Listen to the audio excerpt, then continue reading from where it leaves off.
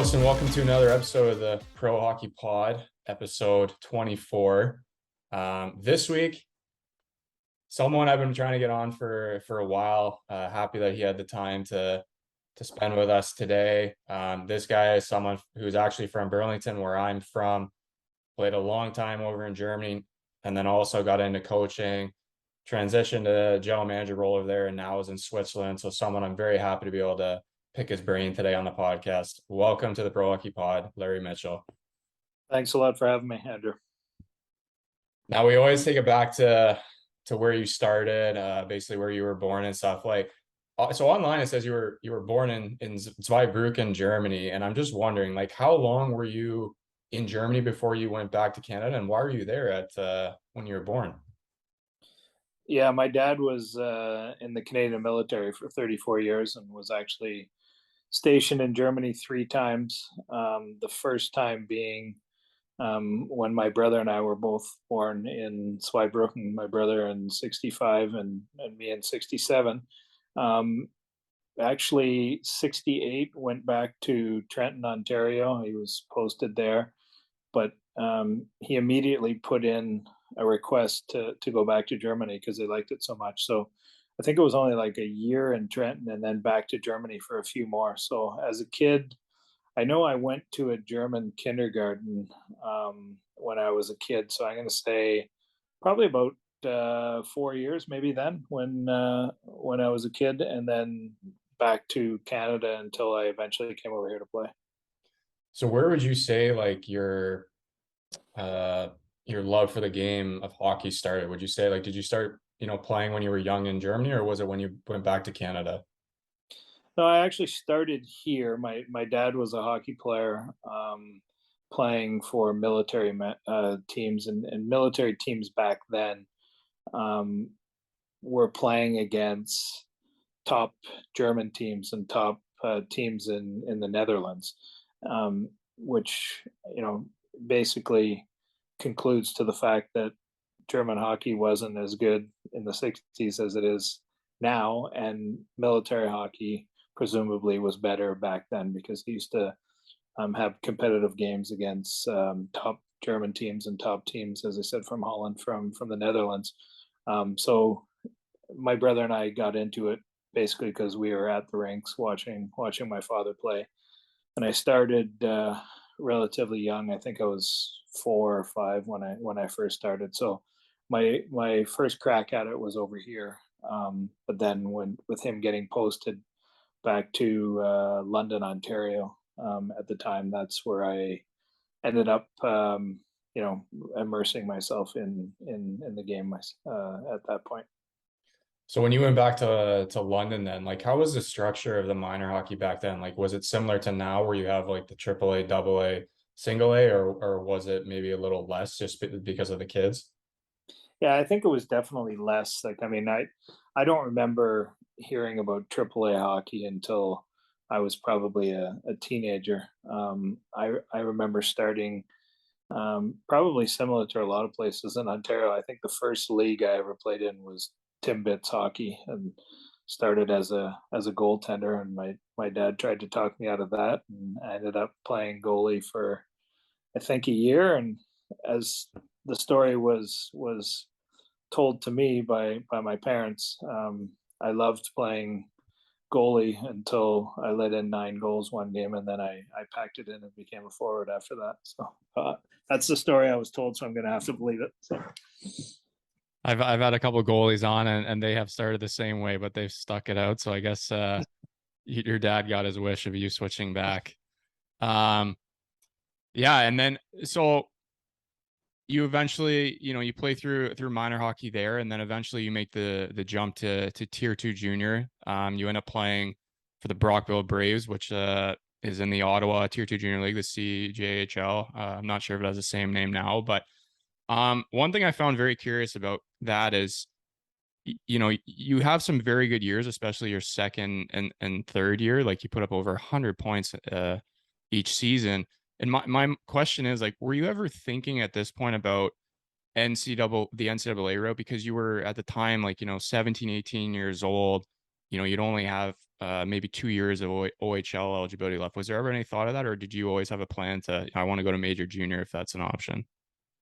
No, I actually, so I started out in Ottawa. They used to have a protected list from those CJHL junior teams, and I think teams were allowed to protect 5 guys from their organization, and the Ottawa Juniors Senators had some sort of an affiliation with South Ottawa, which is where I played my minor hockey.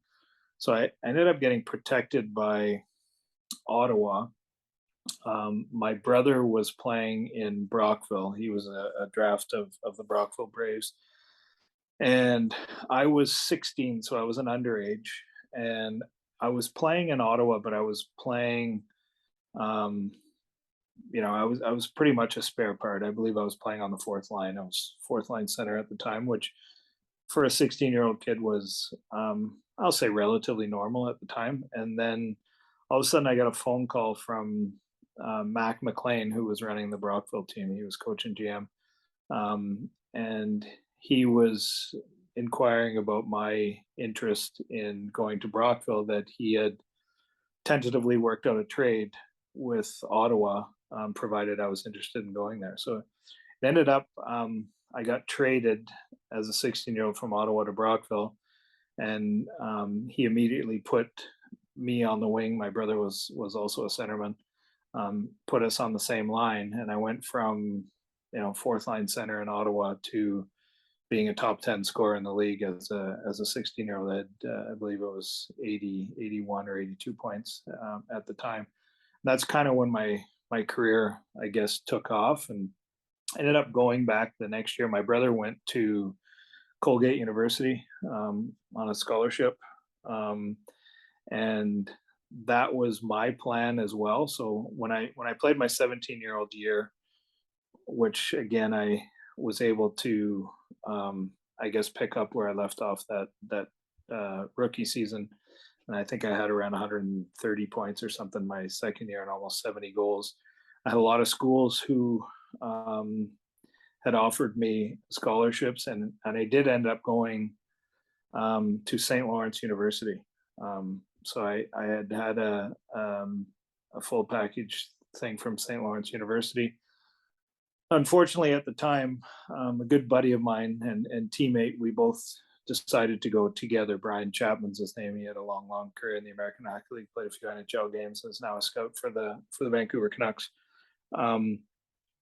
In that summer, so we were recruited by a guy from Brockville by the name of Randy Sexton, who ended up being the GM of the Ottawa Senators. He was assistant GM of Buffalo a few years back. Randy recruited us, had told us that this was his last recruiting class. He was leaving to take a job in Ottawa, eventually with a guy by the name of Bruce Firestone, who ended up buying the Ottawa Senators. The head coach then kind of took things over from him. And then just a few weeks before school was to start, the coach called us up and said, I just accepted the job to Providence College. So both coaches that essentially recruited Brian and I were now gone. Brian said right away, I'm not going to go. So he decided to stick around and go major junior. He ended up playing in Belleville. And I went, and essentially what happened was the only coach remaining on the staff was the American recruit. And, I guess in hindsight, it's only natural. He played the guys that he recruited, and I ended up being I believe the third Canadian that quit, and I was only there like 2.5 months. So I decided to leave because my aspirations were to become a pro hockey player, and left and went, tried to get traded. I'd been drafted by the Cornwall Royals, tried to get traded to Ottawa, which essentially was my hometown, to continue going to university at Ottawa U. And when Cornwall refused to trade me, I ended up playing the rest of that season in Brockville again, and then reported to Cornwall the following year as a 19-year-old, and ended up then playing 2 years in in Cornwall in major junior. But the original plan was to go NCAA, and through the circumstances that ended up happening, I guess I chose the wrong school. Well, it's just a kind of a crazy, situation that kind of transpired over and just kept the gain momentum over a couple months where, the guys that basically recruited you ended up going other places. And then, as you said, it wasn't really a fit for you. One question I had was, so when that happened, like then in your head, you're immediately, okay, I guess major junior it is because your clock had started at Colgate, or when you went back to Brockville, I mean, like, was there any other thought to be like, hey, I can do another year at Brockville, then I could go, to another school and just, my clock has started, or was it different rules back then? Yeah, it was different rules. So I did have a bunch of schools that had talked to me about going to their school. Ohio State was probably the place I was going to go at the time, but the rules were different than they are now. If you transfer, which because I was a couple months at St. Lawrence University, it was deemed a transfer. You would have to go to school, not play hockey for a year, and essentially what that meant was the hockey team would not pay for your schooling because you're not playing for the team. So it would have been something that my parents and my family, there's no way they could have afforded it at the time. So the rules were different. You essentially had to sit out a year of hockey before becoming eligible to play. Yeah, that's I've had other I've had other guests on, and it's not cheap going to whether it's D1, D3 American schools, and obviously the burden comes to you or your family. So I totally understand that. So then you end up going to Cornwall, as you said, for your last 2 years there. And then when you were done in Cornwall, I'm curious. Like, I know you obviously you have the German pass. You were born there, so like to be able to transition to Germany seemed natural. But had you ever thought about, hey, maybe I'd give North American pro a chance, or you just wanted to directly go over to Germany? No, I mean, I had two pretty good years in Cornwall. The last one, again, I was a top 10 scorer, had over 115 points, and then had a really good playoffs as well. I think I had over 20 points in the playoffs that year, and was hoping to parlay that into an NHL contract. And back then, they even had three-way contracts, so it would have been NHL, AHL, ECHL, and I was more than willing to do that as well. And unfortunately, I wasn't able to convince any NHL team to give me a contract. I had three opportunities to go to training camp. Toronto, New York Rangers, and Quebec Nordiques at the time invited me to training camp. I felt at that point, back then, most guys that got invited to training camp were just roster fillers that really didn't have a legitimate chance of sticking. And so I stuck to my guns at the time that if I wasn't gonna get a contract, then I would explore Europe. Um, the laws in Germany are of such, if both of your parents are Canadian, even though you're born in Germany, you're still a Canadian citizen. So I actually was not a German at that time. Came over as an import, and started in the third division in the Oberliga in Germany. And at the time thought, you know what, I'll give it a try for a year.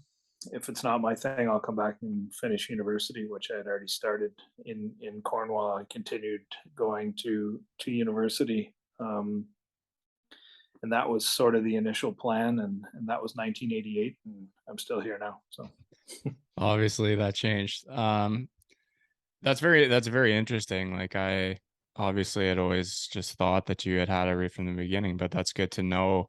I'm curious, how was the adjustment for you? So obviously you're 21 years old. You're going, you grew up in Germany a bit, but you were very young. But you're coming there at such a young age, import in the Germany third league there. Like, how was that adjustment for you? How was the league back then in terms of, like, guys playing there? Like, was it similar to how it is today? Like, you had a lot of guys who could have been higher, but maybe were in that league just for, whether it's money or they just didn't want to take it as seriously, and you were someone young who was looking to work your way up? Well, the thing back then is there was only 2 imports per team, and that was the same in the first division, second division, and third division.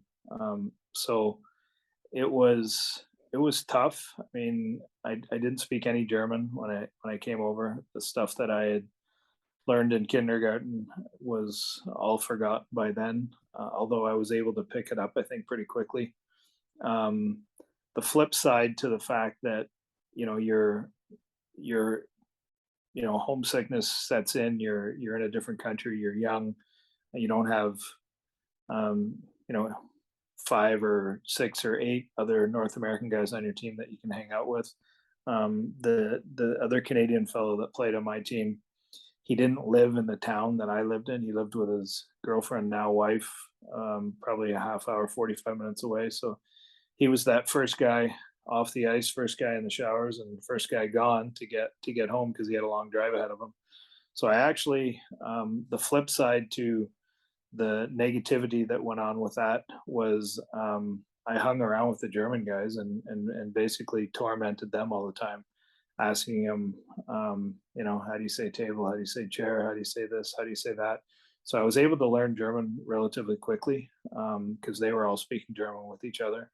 Um, and I think that definitely um, expedited my my ability to speak and understand German. But yeah, there was definitely times where you start to question what you're doing over here. You're by yourself. You're alone the entire time. And probably, to be very honest, the fact that I had quit um, at St. Lawrence University due to those circumstances, um, being a quitter back then had a real negative um, impact on anything in the hockey world. And I certainly didn't want to be known as a quitter. I certainly didn't feel myself that I was the person that would pack it in if I didn't like something. So that was probably extra motivation for me to keep pressing on. And um, I was successful. I was able to score in that third division. I was one of the top scorers in the league at the time. So I mean, I was having success. So I'm sure that was motivation to continue on. And then added motivation was the last thing I wanted to be was deemed a person who was going to pack it in at the first sign of adversity. So and looking back, I'm certainly glad that I did find a way to keep myself busy and find a way to immerse myself in the German culture, and eventually ended up having a girlfriend halfway through, maybe 2/3 through the way of the season, and yeah, all those things enabled me to battle through. And as I said, in hindsight, I wouldn't be here today if I would have packed it in. So Well, obviously back then too, it's a lot different than it is now. Like nowadays, you have so many forms of communication, cell phones, FaceTime, Skype. Back then, obviously, none of that stuff was around, so that would have made it a bit tougher for you. And just I think it just shows to kind of what you just talked about is instead of going home every day and kind of feeling bad for yourself, like you stayed around the Germans, tried to learn the language, bug them a bit. And obviously, I'm sure they appreciate that because here's someone that's actually trying to learn and, wants to understand our culture and stuff. And like you said, you ended up putting up a lot of points like that first year you had 129. And then, the next couple of years, like you're still consistently scoring in that league, putting up lots of points, getting chances in the second league as well. One thing I wanted to ask you was like back then it was obviously like a different time. Like guys were I feel like just when I talk to people who were playing around similar time, there was a lot of changes. Like, you'd start somewhere, go somewhere else, whether it's changing leagues, changing teams.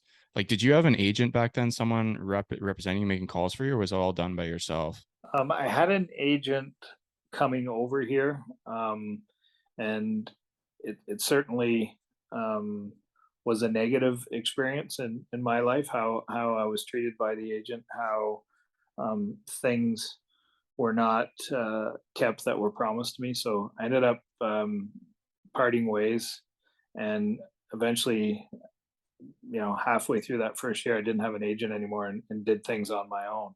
Um, Unfortunately, those changes that you talked about, um, back then there wasn't a lot of agents. The agent I had, some sort of an agreement with the team. So once I fired him, I was no longer an option for that team because they were loyal to this agent. So what I did back then is, it's funny you mention it because you didn't have social media. I used to write my parents letters that would take like over a week before they actually got them. And eventually, what I did is I wrote um, something with a hockey resume in it and sent it to all different kinds of teams in Germany. I was able to get the addresses and send it to different teams, and was able to catch on in Miesbach in Bavaria, just not too far from Munich, which was in the third division in the south. The south was um, definitely viewed as a league that was better than the north, and having come from the north going to the south, I can definitely confirm that there was better players in the south and the league was better. So it was a good adjustment for me to do that. And um, something that I'll never forget, that second year, I was 22 now, 89, 90. I was able to experience something that was life changing for many, many people here, because that was the year the wall came down. And that was, looking back now, maybe you don't realize it when you're 22, than you do when you're older. But it was certainly an exciting time to be in Germany, and all the excitement of seeing all these people that were living behind a wall, and not able to get out, how they acted, and the excitement that brought with it. Yeah, that must have been a crazy experience to see. And as you said, maybe not something that you totally appreciate at that young age, but looking back, it's cool to say that you were in Germany when that happened. One other thing I wanted to ask you about, like you mentioned, you would write letters, obviously, to teams with kind of like a little hockey resume with it.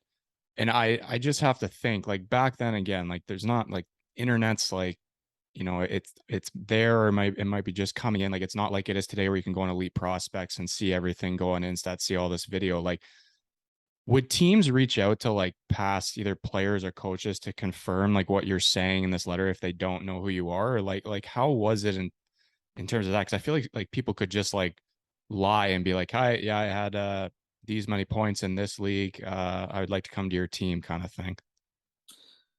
You know what? I don't know exactly how Miesbach confirmed any of the information that I was sending. I think major junior hockey was documented for sure in different books or magazines, or the Hockey News. I know carried a lot of stuff from the major junior leagues. The fact that I was a top 10 scorer, they usually had the top 10 or 20 scorers in the actual Canadian Hockey News.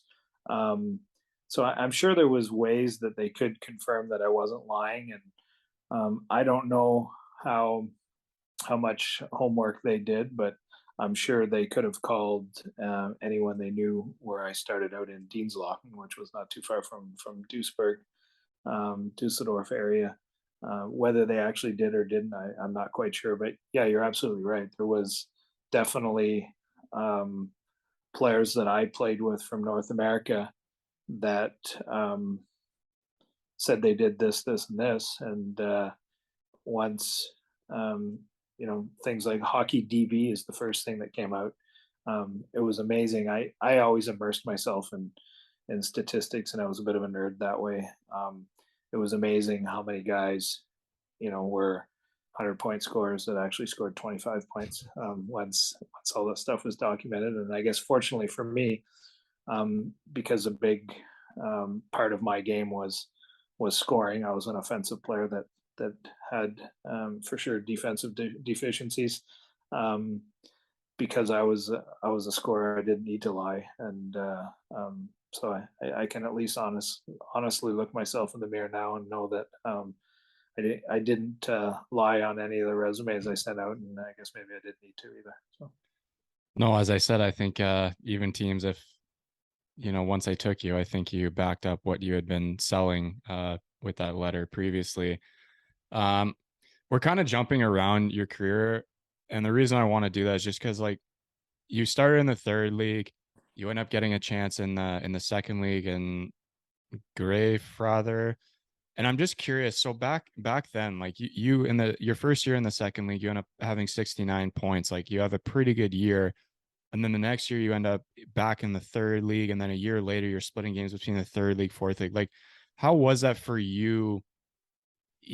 Like it must have been frustrating at times, or was there other circumstances why you were doing that? Because you feel like you're putting up points in the second league, like you should be able to play in the second league. You shouldn't be dropping down to the fourth league at times. Like, you understand what I mean? yeah, no, absolutely, and the answer to your question is it was a bit of both. The fact that I ended up in Greyfrat was um, Krefeld had just moved up from the second division to the first division.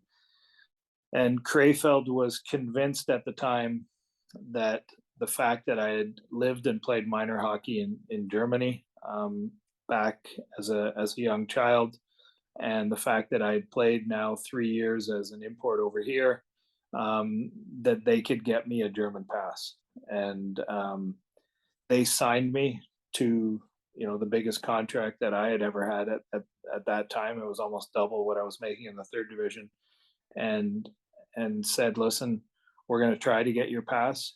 If you don't, you'll be one of 5 imports vying for 2 spots because there was 2 other fellows, a Polish guy and another Canadian guy who were in the similar situation as I was." Um, and as it turned out, the other 2 guys got their passports sometime during the season. They weren't able to get mine, and probably about halfway through the season, they presented this opportunity to me. They said, "Hey, listen, we're going to continue to pay you for the rest of the year. If you want to go to Greyfrat, which is our farm team, if you will, in the second division, you can still live in your apartment provided by us, and it wasn't that far that I could drive there. Or you can stay as the third import and wait for your opportunity. If somebody gets injured, you can get in, or if coach decides that he wants to sit somebody else out." And at that point, I just wanted to play, and I was still relatively young. Knew I was ready because I was practicing with first division players the entire time, watching, you know, top players and how they prepared themselves to play. I definitely learned a lot that year, and took that opportunity to go to Greyfrat, and had again personal success on a team that wasn't very good in the second division, um, and certainly was convinced that I could play at that level. But for whatever reason, I didn't get an opportunity to catch on with any other second division team. And again, there's only 2 imports per team, so the competition was very stiff, and there was players from all over the world, as there is now, vying for 2 spots on a team as opposed to 9 in the DL or 6 here in Switzerland.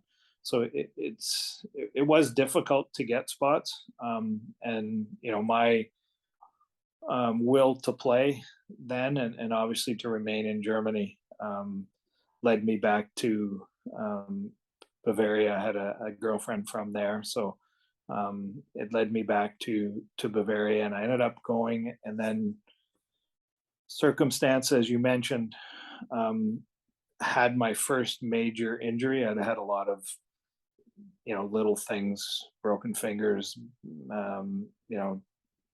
minor injuries that I called them, that I still fought through and was able to continue playing without taking any time off. And I had a knee injury that required surgery, and that eventually shortened my season. And once I came back from that, certainly struggled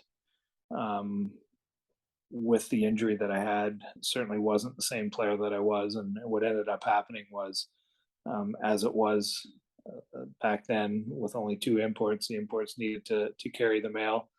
Team didn't feel that I was doing a good enough job and essentially replaced me. And the reason why I dropped down to the fourth division was because of that injury and the fact that I had um, uh, a girlfriend that ended up becoming my wife.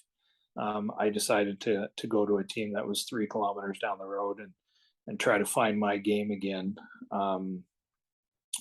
Coming off this injury, and admittingly, it was the first major injury that I'd ever had in my life, and had I had the ability to turn back the clock, I certainly would have done a lot of things different myself as well. Didn't have the medical treatment that they do now in those leagues.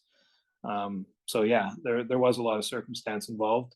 Frustration, yes, especially after the season or the half season I had in Greyfoot. But again, I don't think people nowadays, with the amount of import players that are around and are able to play, I don't think people realize how much pressure there was and how stiff the competition was to even gain a job somewhere. So, but yeah, there was a certain element of frustration for sure. And how was your mindset? So when you went to Shanghai there, like in the fourth league, like is your head like, hey, I'm just gonna see how this goes and try to get my game back, and whatever happens, happens? Or in your head, are you like, I'm gonna get back, like I want to get back to the second league one day, which you end up doing? I'm just curious because at that time, as you said, you just kind of had a major injury, rehabbing from it. Like where, like that's obviously, it plays into the mental part of it. Like you don't know, and as you said, there's 2 import spots everywhere. Every year, there's new guys ready to come over. So like, how was that? Well, I mean, I obviously knew that I was able to play as an import in the third division. My eyes thought I was capable of playing as an import in the second division. So really, my focus was on, starting a family, um, getting my game back after this injury, and was quite confident that I would go back to at least to the third division as an import. In my last season in the third division, I believe I was second in the league in scoring. So I mean, I knew that I was able to, in all likelihood, get a job back in the third division. And my second motivation at that time is because I had now spent a lot of years in Germany, was married to a German citizen. My focus was on getting a German passport and getting citizenship, which was a huge advantage back then. Again, back to the 2 import thing. If you were able to play as a German, um, I was quite confident then that I could make a substantial living for the next several years of my life, and that's eventually what indeed it did happen. Yeah, and as I mentioned, you end up getting back to the second league there. You also get some DL games in with Vedemark. Played in multiple places, Bad Nauheim, Biedekheim. When exactly during your career were you finally able to get that German passport, where you were able to, be on the other side of it, not having to worry about the imports and be one of the better German guys? Yeah, again, it almost sounds like sour grapes, but everything that I'm um, relaying here today is the 100% truth, and it somehow sounds crazy. It sounds even crazy to me when I think about it. But yeah, I ended up going to a little place called Vedemark, which was just outside Hanover. It was an organization that had rapidly moved up from the bottom league and kept moving themselves up, and they really had a strong desire to go up to the DL. They were able to help me with the final paperwork to get my passport. There was a German test involved and stuff like that, which was no problem for me because I was speaking fluent German, and had probably arguably the best year of my life. I think it was 77 goals in 48 games or something is what it ended up being. Um, Played on a team that only lost 7 games the entire season. That's including playoffs, and won the championship. And what had happened back then was, um, now under 23 players can go up on what they call a Further license in Germany to play in the DL. Back then, there was no age restriction, and DEL teams took notice of what I was doing in the second division, and I was a non-import. So my team was getting several calls whether they would loan me to them. And Hanover was 15 minutes down the road.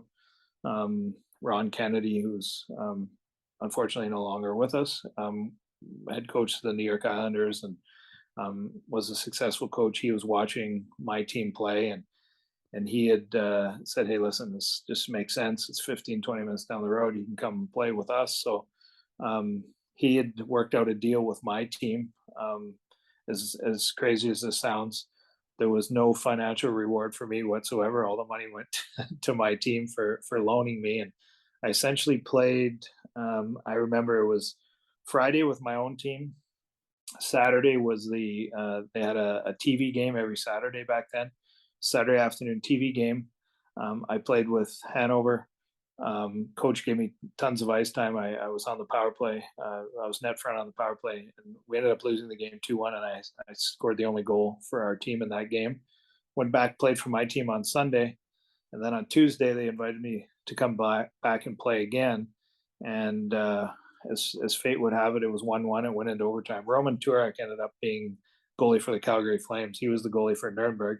Went into overtime. I got one shift in overtime, and I scored in overtime to win the game for our team 2-1, and ended up then going back to my team. And Krefeld called, and I had a little bit of a pass there in Krefeld, as I mentioned. So I went and played a game for them as well. So it was a good experience for me to get some DEL games, and the fact that we won the championship, we moved up to the DEL, which had been a goal of mine since 1988 when I came over here. And this is where the story kind of gets a little crazy, because as I said, it's almost sounds unbelievable, but I finally get my opportunity to go to the DL. I'm not an import anymore. In fact, there's only 2 imports, means any guy with a German passport that's able to perform at that level is going to probably get a lot of ice time. They had something called the Bosman Urteil. He was a soccer player in Belgium, I believe it was.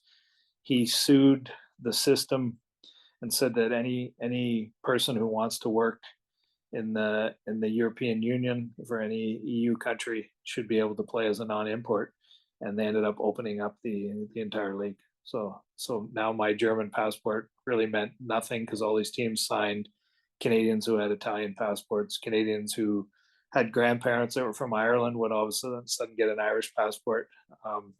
So again, it was unfortunate circumstances, and there was a lot of reasons to, I guess, feel sorry for myself. But looking back, fortunately for me, I wasn't that type of a person, so I just kept moving along. But it ended up leading to a case where, instead of being a key player in the DL, which was the expectation, and certainly my expectation as well, after proving what I could do in the second division. I ended up becoming a spare part, and when that contract eventually was terminated, I went back to Bad Nauheim, and probably had, as a whole, probably the 4 most enjoyable seasons of my career. We had a lot of team success. My oldest child was born in Bad Nauheim.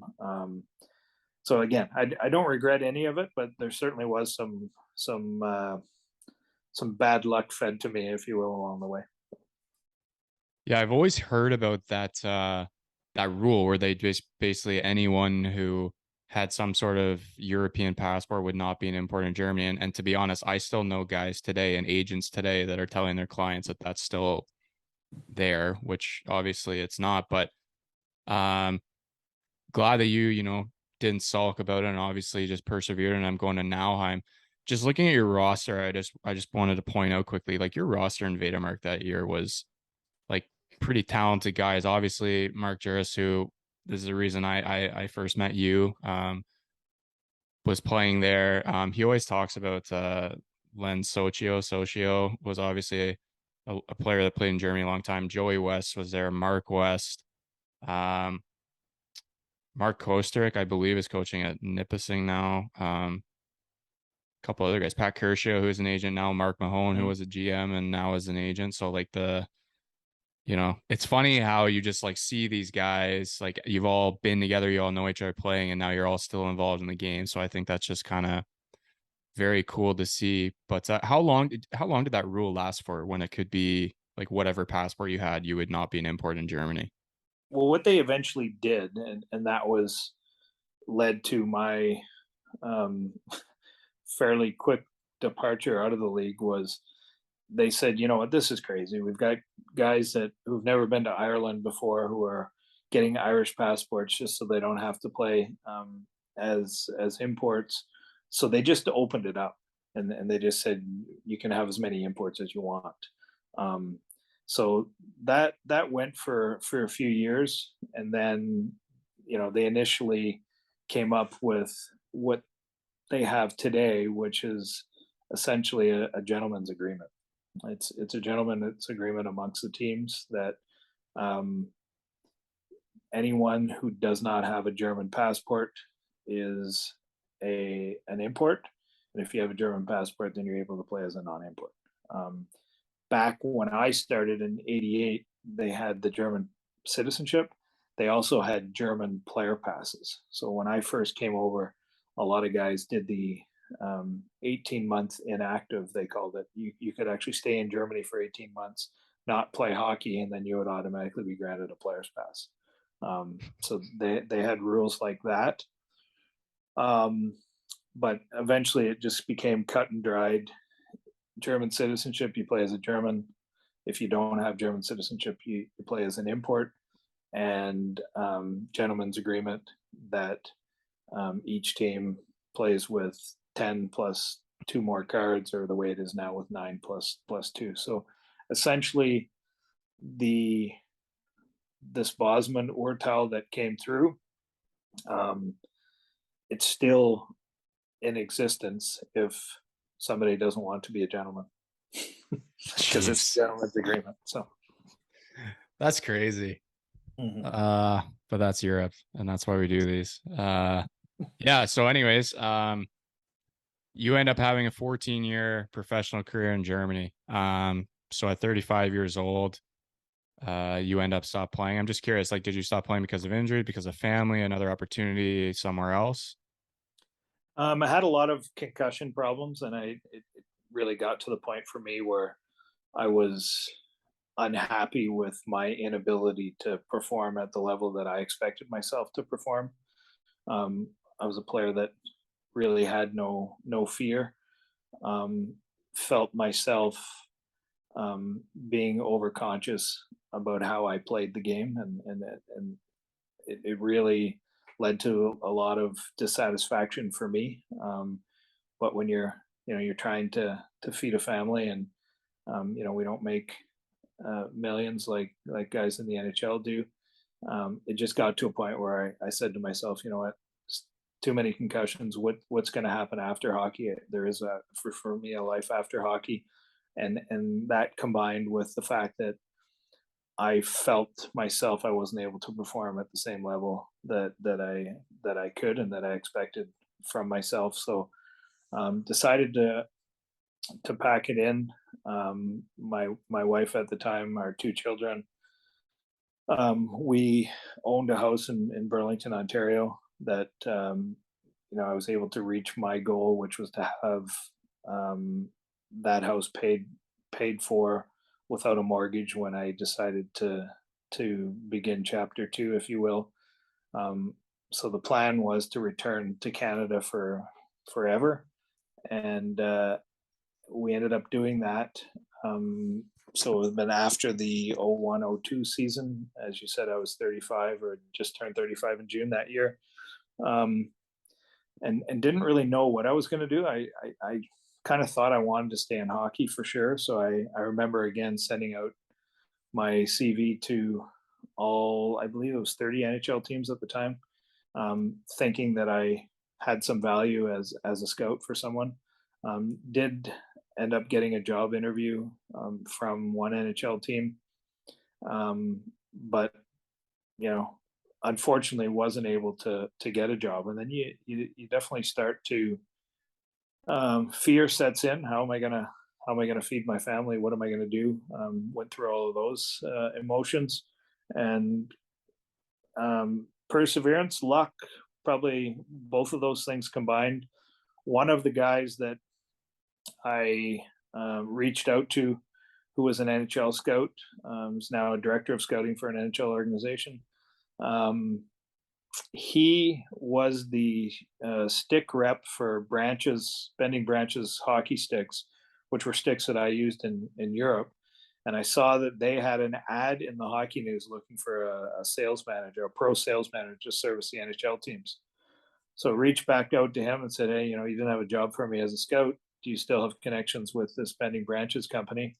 And one phone call by him to the company, the guy flew into Toronto from Minneapolis and interviewed me, and I was able to get the job. So again, the whole hockey connection enabled me to at least land on my feet, and I ended up doing that for a couple of years. One with Branches before they disbanded their hockey operations, because they're the market leader in canoe paddles.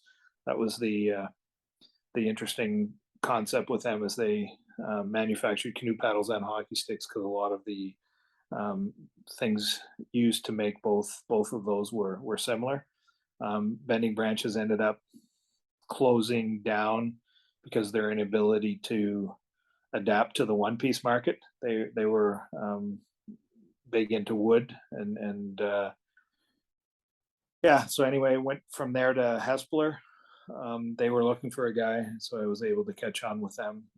Serviced all the NHL teams and the American Hockey League teams, and was able to experience what it was like to work outside of being a hockey player, if you will. But it was still kept the hockey gene I have built in my body, and helped me stay involved in that capacity. It's a cool way to definitely stay involved. I'm sure when you first came home, you never would have thought, hey, I'm going to be a rep for these companies and, talking to NHL teams and stuff. But as I said, you end up staying involved that way. And then a couple of years down the road, you end up getting an opportunity to be the head coach in Landsberg there. And at the time, they were in the third league and ended up winning and going to the second league. But I'm curious, how did that opportunity happen? Like, were you looking to go back to Germany and you just kind of use your connections, or was it kind of like a random event? My biggest motivation was the decision to get out of hockey, if you will, and go back to Canada, was to gain some stability for my family. And I just said what happened with Branches. Then went to Hespeler. Hespeler was owned by a company called Huffy Sports of Ohio. Huffy Sports owned, they were pretty much bicycles, and they had all the backboards all over. Every kid on the street in Burlington that was playing basketball with a basketball hoop was a Huffy basketball hoop. Their backboards and hoops were in the NBA at the time. They ended up filing for Chapter 11 bankruptcy, and one of the companies that Huffy owned was Hespeler. So 2 years, a little over, say 2.5 years, were the employee reports that I received from my employers were that I was doing a very good job, but ended up losing my job. So then I went back to the drawing board, and I said, listen, there's not a lot more stability right now for me the last 2.5, 3 years that I've been home. And I had a hockey agency with 2 partners at the time, sending players to Europe. We all 3 of us did that on the side. We wanted to make sure that we had a job, and a full-time job, and then see how we could grow this agency on the side. So it was a second income, if you will. And through that, I was able to to get hired in Landsberg because one of the partners I had in the agency became the general manager in Landsberg. So I was fortunate that all of those circumstances fell into place, and he gave me my opportunity. And then, and my first year coaching, I took over a team who had just moved up from the fourth division to the third division.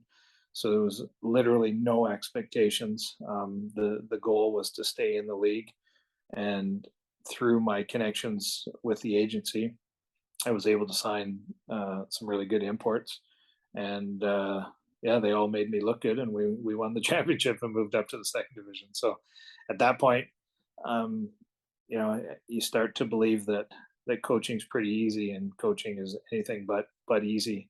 But the way things started for me, it certainly led me to believe some days that coaching's not that difficult at all. But you fall back down to earth pretty quickly. So I think it was also kind of cool just for you, like you able to win that first year. It obviously makes you look good in Europe as well. Like, people would remember you from your playing days, and then, everybody when they're done playing, a lot of people want to get into coaching. For some of them, it's great, and other people, it's maybe not meant for them. But yourself, obviously, to win the first year, I think is huge. And you end up staying 2 more years there with Landsberg, and you end up getting a DL chance in your third year there. You end up leaving midway through the season, and in Augsburg, where you end up going in the top league, you end up staying there for many years, and started as a head coach, eventually transitioned to doing both things as a head coach and sport manager. But how did that opportunity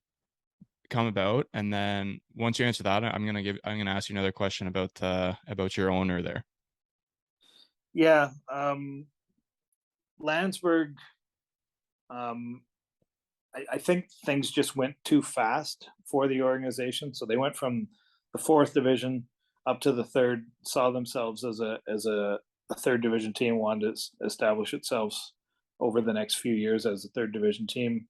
Population 28,000, so probably the perfect league. But the fact that we won in that first year and moved up to the second division, I think things just went too quickly, and it got to a point where, despite having the lowest budget team in the second division, it was a struggle for them to finance everything.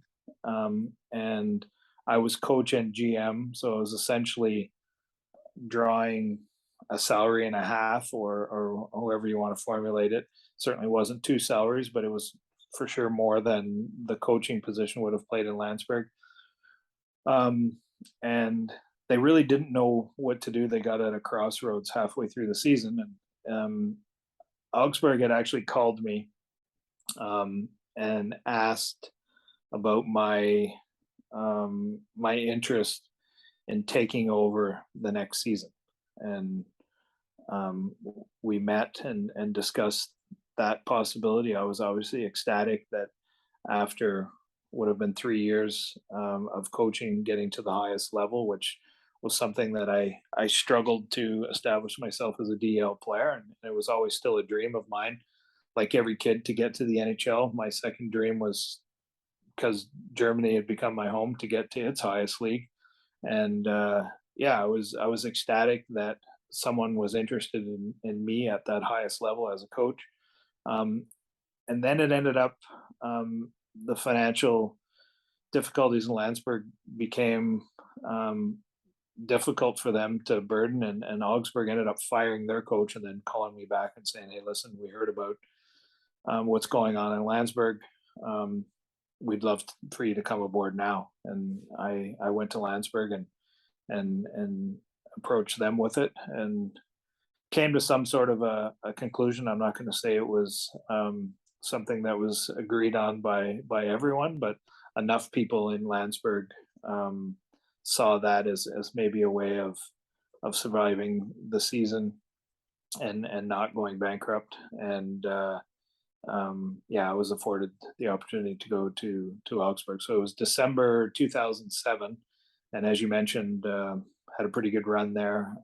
Ended up going to the finals one year with Augsburg, which is still the most successful season in the history of the Augsburg Panthers, something that I'm very proud of. Unfortunately, we couldn't couldn't bring it home and lost to Hanover Scorpions, who I had a past with, as I had mentioned, because I assisted them getting up to the DL back then. Yeah, and I ended up staying 7 years, coach and GM for a few of those, and ended up losing my job in December of 2014. So yeah, it was exactly 7 years that I was with them, and that was the longest tenured coach in the league at the time. And yeah, I mean, I was both happy and proud that I was able to get to that league and establish myself and have some success in a league that I always dreamed of, that type of success maybe as a player, and wasn't able to, or was deemed not good enough to be able to do that as a player. So I was definitely very happy and proud that I could do it as a coach. It's definitely a tremendous accomplishment, as you said, and I'm happy you brought that up and said, you know, your obviously goal as a kid was NHL, like a lot of people, and then when you were playing and you were in Germany was to get to the DL, and unfortunately, uh, you weren't able to make it, you know, there every year as a player, but then you ended up doing it as a coach, which I think is just as tremendous. And as you said, you were there for 7 years, and I believe you guys made playoffs 4 of the 7. And before you got there, they were a bottom team. Like every the past couple of years, they had always missed playoffs and stuff. So I felt like, especially with that one year where you guys went to the finals, you know, you obviously brought some stability there, helped them build. And as you said, it's very rare, I would say, in any sports business, but especially in Europe, where someone can stay as long as you did. And obviously, I know Augsburg means a good amount to you because they obviously gave you your chance, and which led you on to many other great roles in Germany and now Switzerland. But how was it working for the CEO there, Mr. Siegel, I believe his name is? Like, he just seems like he was such a very supportive guy, and you know, he's been the CEO there for I believe 30 years or more. So how was that your experience with him? It was interesting for sure, and refreshing is probably the second word that comes to mind. He's a fantastic man to work for. Some people say to me, there was an interview done with Lothar and I when I was in Ingolstadt, one of the newspapers that is owned by the same Ingolstadt and the Augsburg paper, owned by the same people.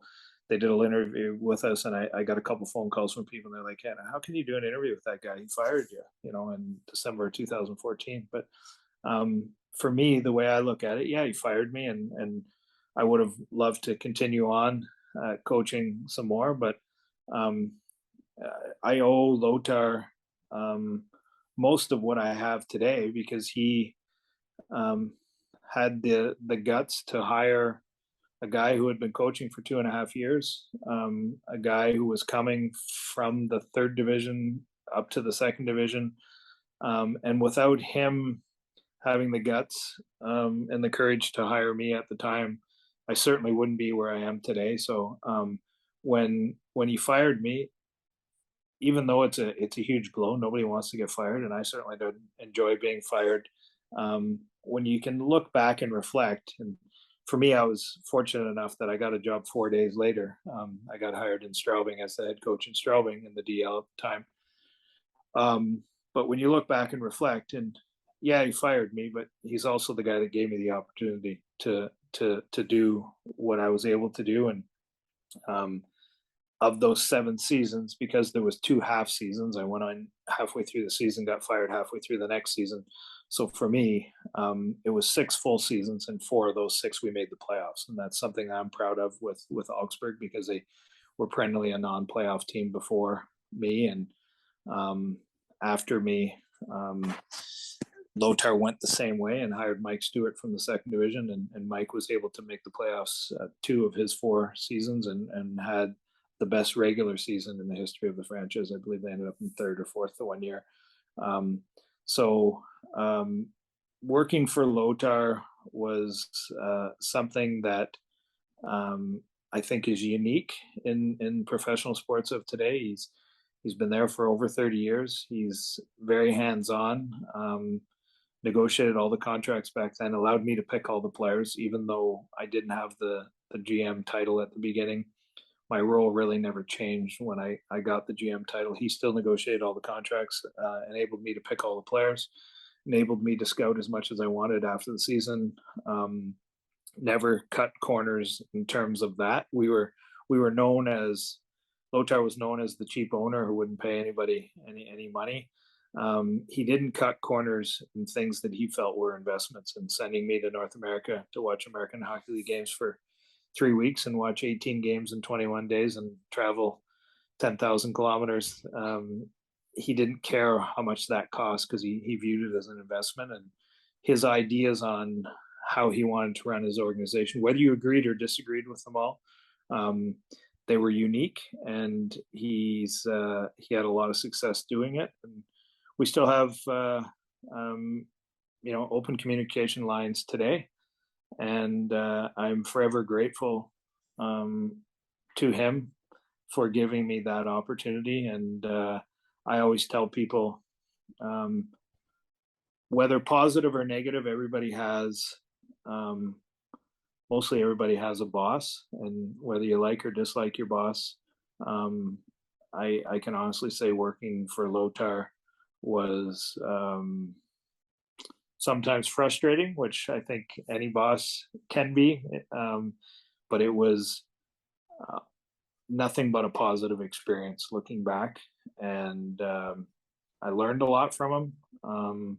I hope he was able to learn some things from me on the hockey side, but it was really a case of Lothar and I talked 365 days in a year. I bet you we talked 360 of them. It was almost never a day went by that we didn't talk and had that type of a relationship. It was never a friend relationship.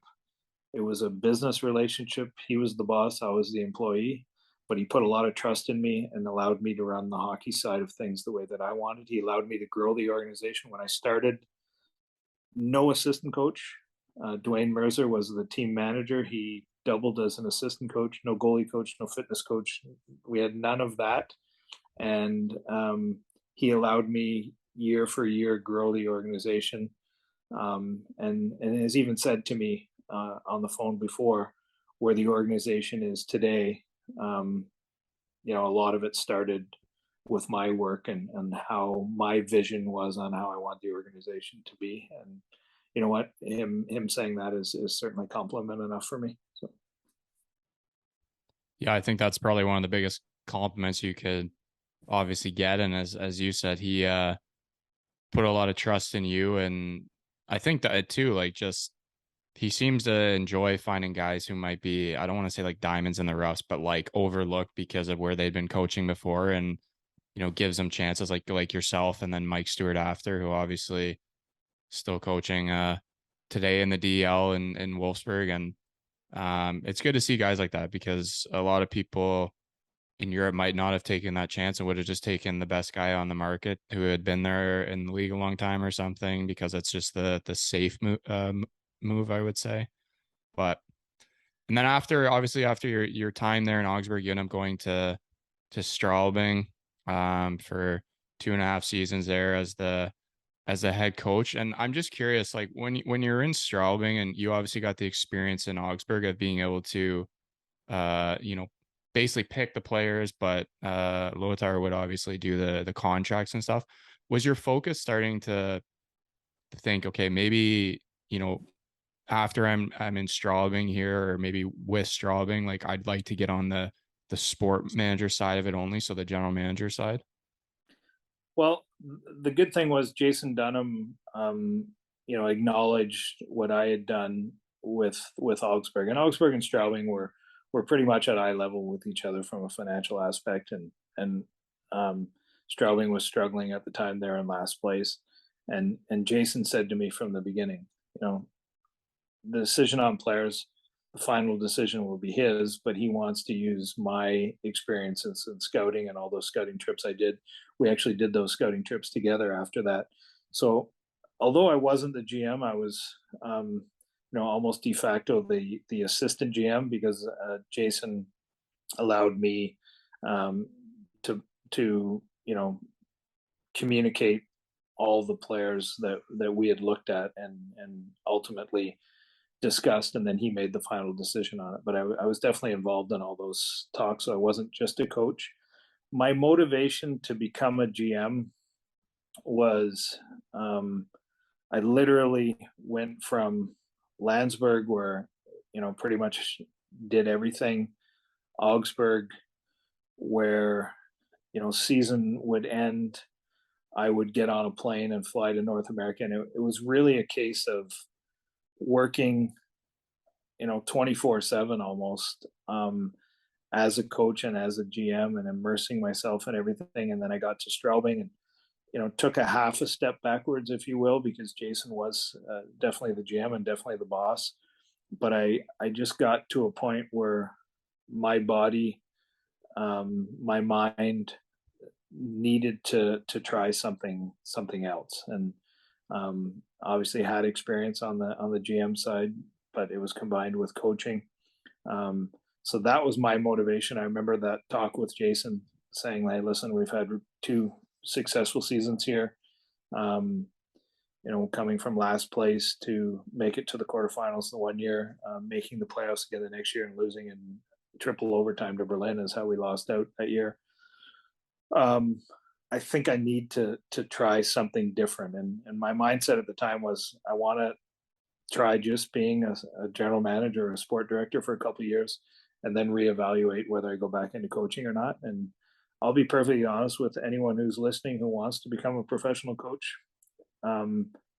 It's been fantastic. It's been phenomenal for me. The flip side to it is there's a tremendous amount of pressure, and it's not for everybody. It's something that there's no more gratification than winning a hockey game as a coach. I never once, not even a championship as a player, compares to the success you have as a coach. That was my personal experience, but it is stressful, and it's something that I felt after, what was it, 2.5 in Landsberg, 2.5 in Straubing, and 7 in Augsburg. So after 12 years, I definitely felt I needed to, maybe transition into something else to recharge my batteries again. And anything in professional hockey, pressure comes with it, but the general manager pressure is certainly a different pressure than the coaching. So eventually that was the decision I made when I went to Ingolstadt and was afforded the opportunity to go to Ingolstadt. I would try it and see whether the transition was good for me or not. And it's now going into year 7, I guess, for me now as a general manager. So I definitely see that's where my future is. Why would you say that like that gratification you said of like being a player and winning versus being a coach and winning, like as a coach, it just like nothing compares to you? Would you say that's because, you do all the hard work, every day, whether it's practice, video, working with guys, like to get them ready for games, see them progress during the season, then obviously they have to play the game, because during the game, like you're on the bench, you can only control so much. Would you say that's basically why? Because you see how much you put in behind the scenes, or day to day, and then it just seeing it transpire on the ice is like, that's why it's the best feeling. Yeah, I think as a player, like, you go to the rink in the morning, you prepare yourself for practice, you do your off ice, you're on ice, and then you go home and you spend time with your family. It never really ends for a coach. You're pretty much at it all the time. And I never ever once lost focus of the fact that every coach is only as good as how his players perform.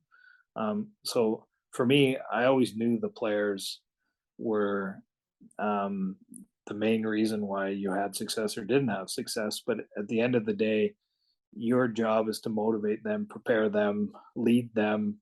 And I guess because of all the time and work you put in, and the fact that you're the leader of that end product as opposed to just one of 25 or 30 that contributed maybe with a goal or a block shot or a save or whatever it is. Um, I guess that's the only explanation I have for the gratification I felt being the coach. I guess it's probably just the amount of time you put in and the amount of different aspects that go into coaching, whether it's communication, leading, preparing a team tactically, all of those things, as opposed to just being a goal scorer, a goalie, a shot blocker, a defensive defenseman. For me, there was just no comparison on how I felt. I'm not sure if every coach feels that way, but that's definitely the way I feel. It's definitely cool to hear like that just side of it and like the honesty. Like you're very set on that and you've explained why. And I think it's cool. And I'm sure there's people that would feel the same way and maybe some that would feel the opposite way, but Yeah, possibly. Yeah. everyone's different. But so now we've gotten to the part of it, which I've said multiple times, this has always been my dream. I hope one day to be in a position like yours where I can be a sport manager somewhere in Europe. So you end up going to Ingolstadt. Um, you know, as you said, first time fully being only the sport manager, not coaching as well. End up going there for 5 years, and then now you've transitioned to Switzerland. So as you said, you're going into your 7th year of being a sport manager full time.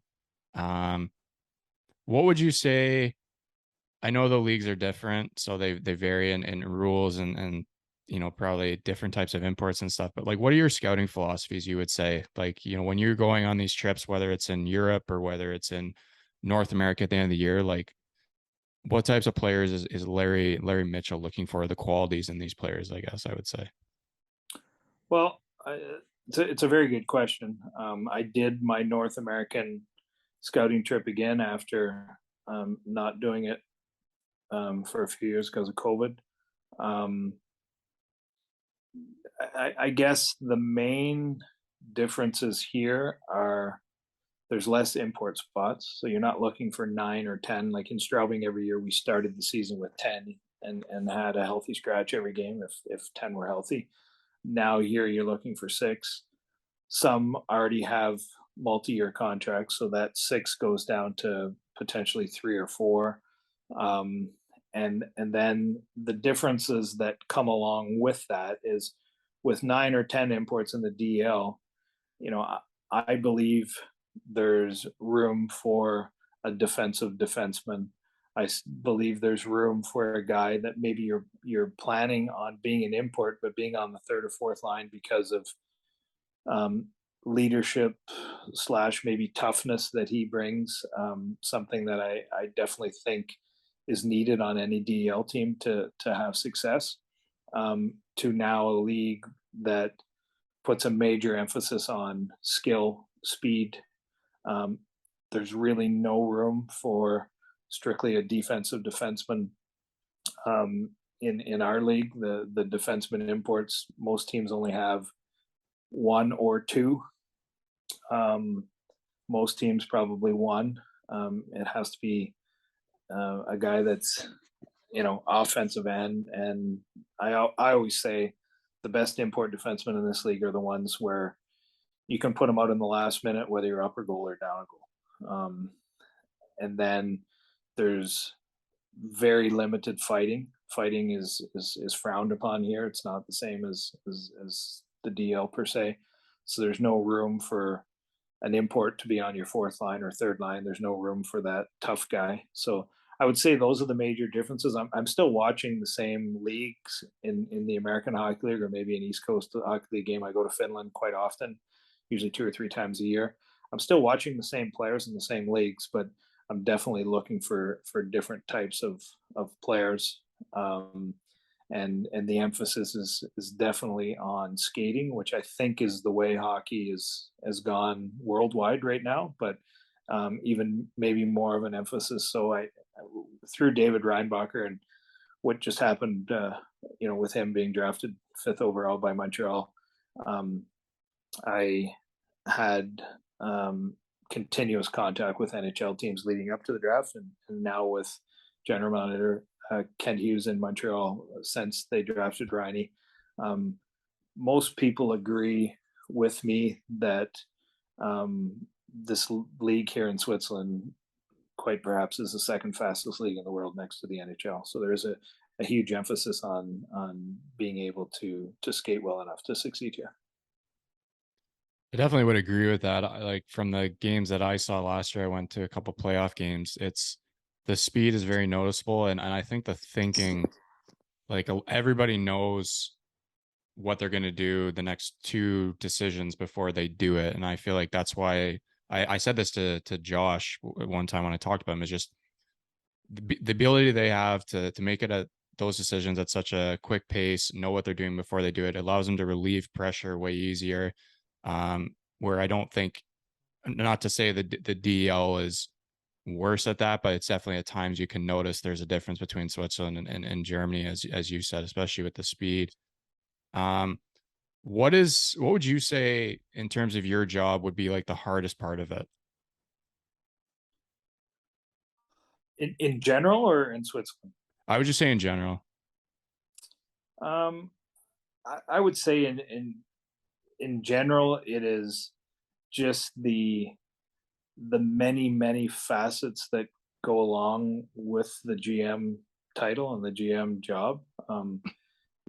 There's a lot of things that I enjoy. One of them being scouting, one of them being negotiating with agents, one of them being the selection of players and the process that goes in with that. But my 5 years in Ingolstadt, for sure, the first three we changed some office personnel after year three, but the first three, I'm meeting real estate agents to find apartments for players, and I know some GMs or sport directors would probably laugh at that because some organizations have people that do that, and eventually I did in year four have someone that took on those responsibilities for me. But that's probably the biggest thing, is just how in depth or intense the job can be, and it's not all rainbows and sunshines like scouting and selecting players. There are some other facets to the job that I don't know, maybe they're fun for some people, but they're for sure less fun for me than the hockey aspect of it. You have to wear many hats. That's what I tell people. Obviously, I had a little bit of experience this year in the second league, and it was the same thing, wearing a lot of job responsibilities. I was even a lawyer in court one time for some reason. So, you get experience doing everything. So I laugh at that. And you know what? Like any job, some are more fun than others. It's just part of life. So. Yeah, I agree. Couple more for you. I'm going to rattle them out quicker. You've been very generous with your time. One thing you're very known for, when I talk to a lot of people who know you, whether it's guys you've played with, coached against, agents, is your network. I know firsthand that when we were in Switzerland there at the U18s, it seemed like everybody knew you or knew of you, and you were able to know them on a first name basis. And I'm just curious, like what are some tips for how to build that up throughout a career? I'm not saying something that would happen overnight, but you've obviously been doing this, a long time and been over in Germany there. So how do you build up, those networks, those connections like that? I would say probably first and foremost, hard work. Like I put in a lot of time. I phoned a lot of people. As I said early on in my career, probably those first 10 years for sure. My my girlfriend of the past, what is it going on? Probably 14 years now. My ex-wife experienced it as well. Your day never ends. You're talking to people in North America at maybe 10, 11 o'clock at night, and your partner's going to bed and you're still stuck on the phone. But I never really felt that was a burden or for me a job. It was part of what I was trying to accomplish. So I would say first and foremost, that is I put in a lot of time, called a lot of people with every player that I was trying to sign. I called a minimum of 3 people, either coaches or GMs or players that I knew that played with them. Um, if you do that and it's 3 to 5 people for every player, and you sign 10 players in a year, you've pretty much grown your network by 25 to 50 people. So that's where it starts. I think the second thing is there are exceptions to every rule, but for me, my experience is the people in the hockey world, whether they're a general manager of a hockey team or a scout or a coach or whatever, they're very eager to share their information with you. If you call the coach of the Nashville Predators, he's probably not going to share his um, penalty killing system that he's using against the Anaheim Ducks, but he's probably going to share the information on a player that he may have coached that you might be interested in. And um, at the beginning, I was a little bit reluctant. This guy's for sure way more important than I am. I'm in obscurity in Germany, and he's assistant GM of an NHL team.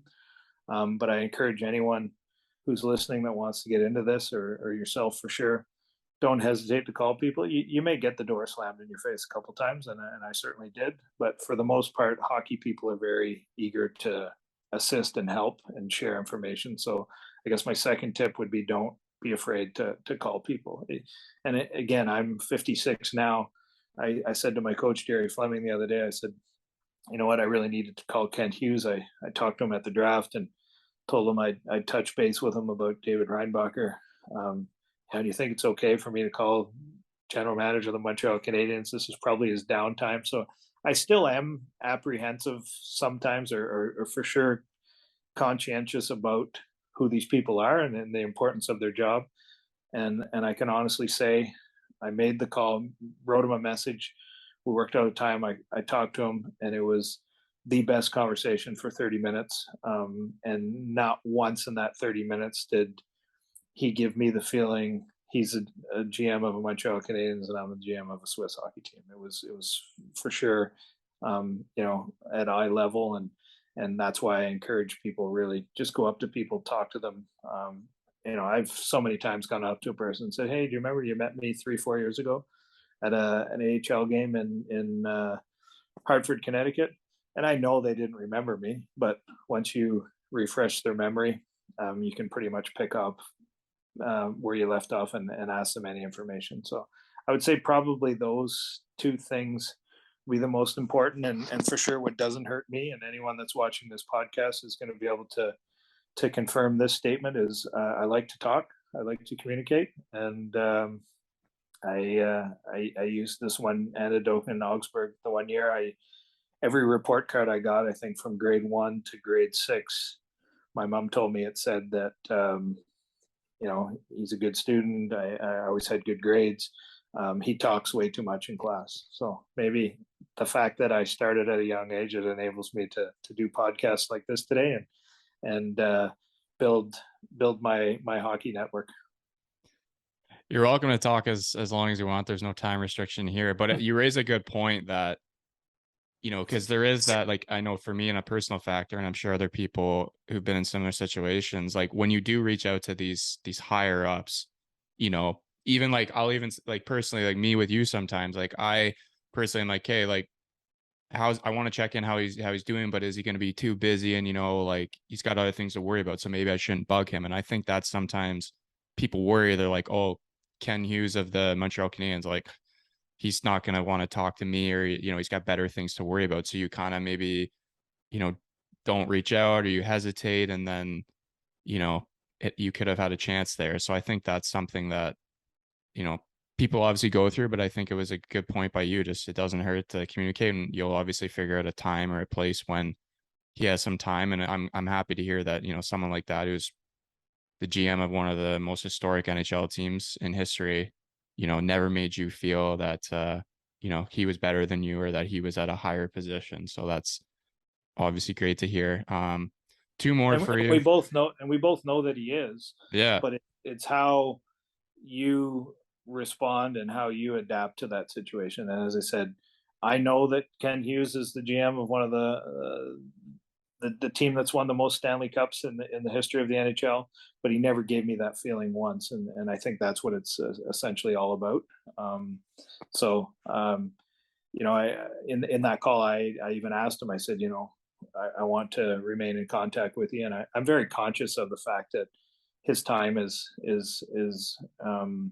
limited at times for sure, and I even asked him, would you like me to write your reports should David come back to us? And he was like, no, this is perfect what we're doing today. Let's just keep in regular contact. So, he definitely opened the door for that, which is far more enjoyable to me than writing reports.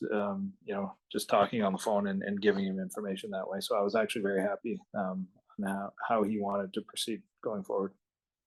Yeah, that's great to hear. And obviously makes it easier for you because, as you said, you like to chat, so you can always pick his brain on stuff, talk about hockey, everything going on. And um, two more questions for you here before I let you go. I think I know the answer to this one, but I'm curious. Like, did you think when you're looking back at the career you've had, so both playing and now in coaching and management, like, did you think you would have had the career you've had? No, um, I didn't. As I said earlier on the call, I was definitely willing to put in the time.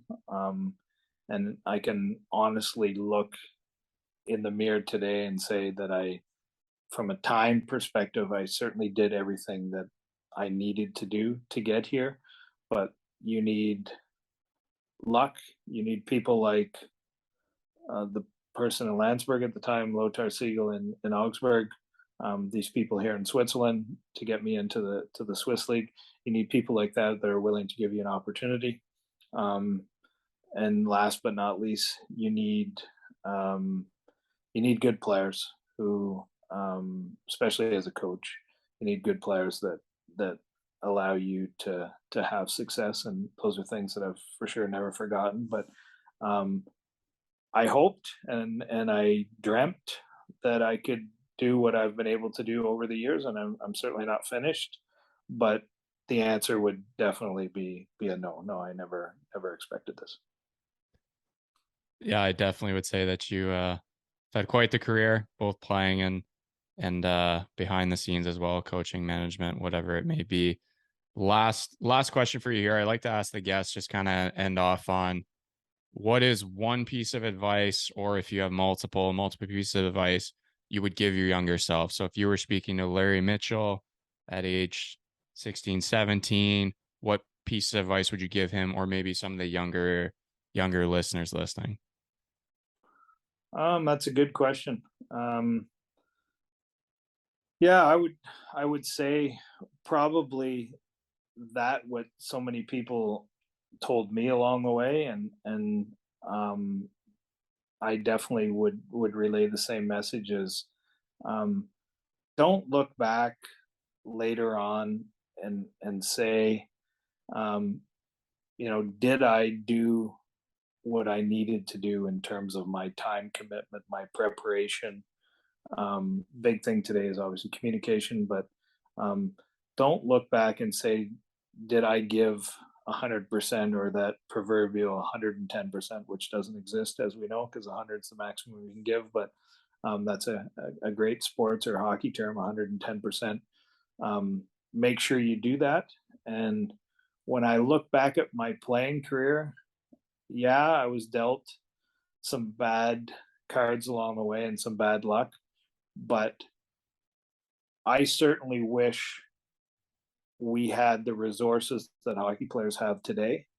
And so where I'm going with that is when I look in the mirror about Larry Mitchell as a hockey player, did I do everything I needed to do to be successful? I would have to unfortunately answer that question as no. Um, and partly it was my doing. Partly it was because we didn't have the resources that players have today with personal trainers and coaches and things like that, ice time like they do today, and skills coaches and all these other things. Um, as a coach or as a general manager, um, I can definitely look in the mirror and say, yeah, I've done everything that I felt I could in terms of 100% or 110%.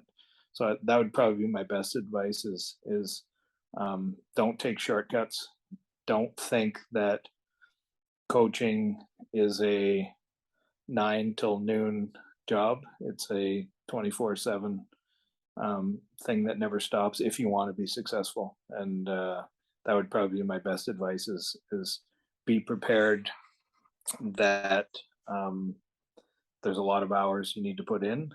And I used to tell people all the time back in when I started, whether I was in Landsberg or Augsburg or Straubing, you better be able to deal with the fact that you've got anywhere from 2,000 in Landsberg to 5,000 in Augsburg, or anything there in between. You've got that many assistant coaches every night who think they can do your job better than you can. And yeah, obviously you got to be prepared to deal with that. And for me, the only way to deal with that is obviously you need to have a thick skin, but don't leave anything for regret in terms of the amount of time and work and effort you want to put into it, and make sure that if you do that, I think the chips will fall for you the way you would like them to be.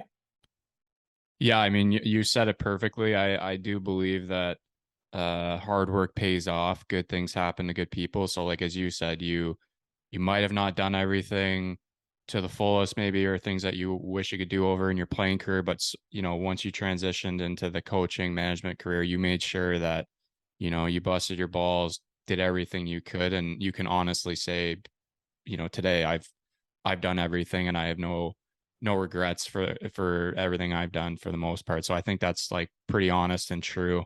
For anyone listening, it's not cliche. It's just how it is, and especially if you want to be well known, you want to be well known for someone who gives everything 100%, not 110, as Larry says. And you want to be able to look back on your career, whatever it is, whatever level you get to in terms of playing, coaching, etc., that you've given everything, or at least learn from maybe times where you didn't, to use that going forward. So Larry, I appreciate you taking the time. This was honestly awesome. Loved listening to you just speak about everything you've been through, your playing career, and now obviously part 2 of your career. Best of luck this season, and I know we'll stay in touch. But again, I appreciate you taking the time. Oh, thanks. Thanks a lot for having me. I do appreciate it. And today being a holiday here in Switzerland, coaches and I put in quite a few hours this morning getting things prepared for our camp, which officially opens tomorrow. But my day today was for sure maybe a little bit shorter, and you just extended it by an hour and a half or 2 hours. But it was certainly my pleasure to be here, and I appreciate the invitation, and I know you and I, our paths will cross on a hockey rink here sometime in the not too distant future. So. Yeah, that's definitely true. So again, thank you for those listening. Hope you guys really enjoyed this one as much as I did this week. Until next week, cheers and ciao.